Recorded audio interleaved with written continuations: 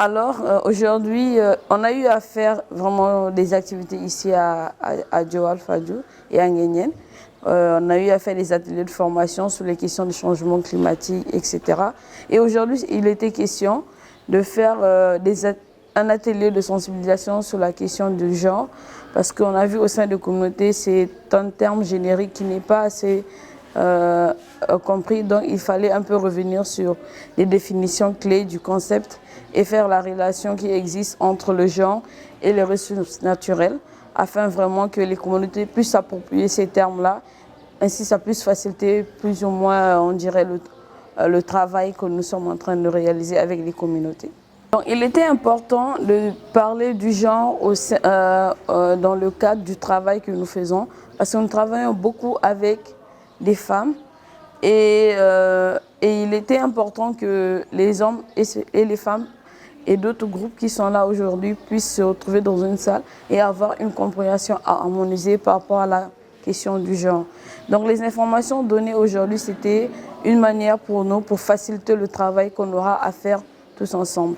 Donc comme je le disais tout à l'heure, nous avons parlé du genre et nous avons à la fin ressorti un peu le lien qui existe entre le genre et la biodiversité, le genre entre les ressources naturelles de façon spécifique, et aussi ressortir un peu des aspects de masculinité positive, comment les hommes peuvent vraiment faciliter, appuyer les femmes pour atteindre un certain niveau. Donc, il fallait aussi revenir sur les questions de la différence qui existe entre le sexe, le genre, la relation entre les humains, les droits des hommes, les droits des femmes, et aussi montrer que ce n'est pas une guerre, entre guillemets. Il est question ici de se complémenter et que chacun a son rôle à jouer. Donc il suffit juste de respecter les droits des uns et des autres et pouvoir se compléter. Et surtout, il était important qu'ils puissent comprendre que, je dirais, les hommes et aussi les femmes, de comprendre que il faut qu'il y ait une bonne représentativité des femmes dans les instances de décision pour pouvoir plus impliquer les femmes dans la conservation des ressources naturelles. D'autant plus elles ont de grands potentiels et elles ont assez de ressources pour pouvoir mettre en avant et construire des communautés durables. Je m'appelle Djibi Gueye, je suis ingénieur spécialisé en aménagement et gestion des aires protégées. Donc je suis le consultant biodiversité dans ce projet de résilience pour le renforcement des capacités des communes de Joal Fadiouth et de Nguyen avec la JVE. Et donc pour aujourd'hui, on a fait une formation sur l'égalité genre, ensuite sur les solutions fondées sur la nature. Donc nous avons présenté aux femmes, aux participants, qui étaient vraiment très nombreuses.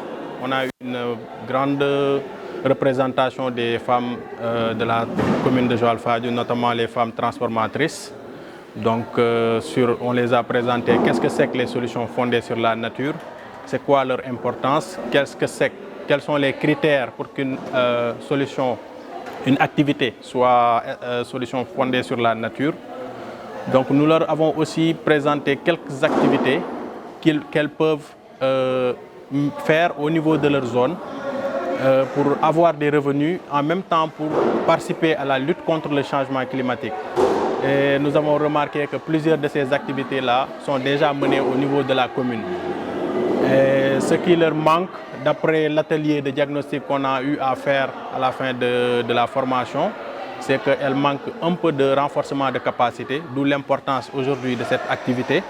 Mais aussi, elle manque cruellement de financement et d'accompagnement. Et je pense que c'est des aspects très importants pour ces groupements de femmes-là qu'on peut considérer comme les couches les plus vulnérables au niveau des populations par rapport au changement climatique.